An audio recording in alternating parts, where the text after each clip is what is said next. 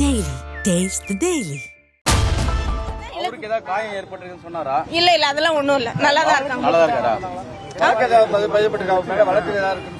வழக்கு கொலை முயற்சி வழக்கு, ஆயுத தடுப்பு சட்டம் 2 செக்ஷன்ல கேஸ் போட்டிருக்காங்களா?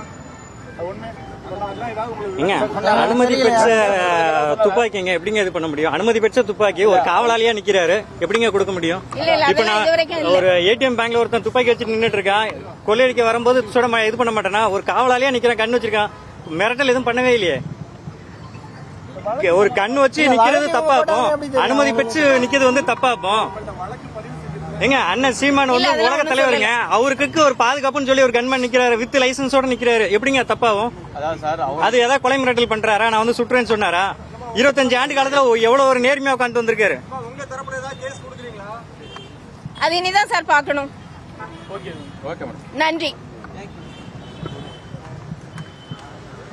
பார்த்தாலே உங்களுக்கு தெரியுமே, அவங்கள தான். அவருக்கு ஏதாவது காயம் ஏற்பட்டிருக்குன்னு சொன்னாரா? இல்ல அதெல்லாம் ஒண்ணும் இல்ல, நல்லா தான் இருக்காங்க. நல்லா தான் இருக்காரா?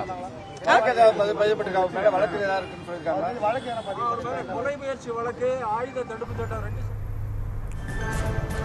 சீமான் வீட்டு காவலாளி அமல்ராஜின் மனைவி செய்தியாளர்களை சந்தித்தார். இது தொடர்பான செய்திகளை பின்வரும் செய்திகளில் விரிவாக பார்க்கலாம்.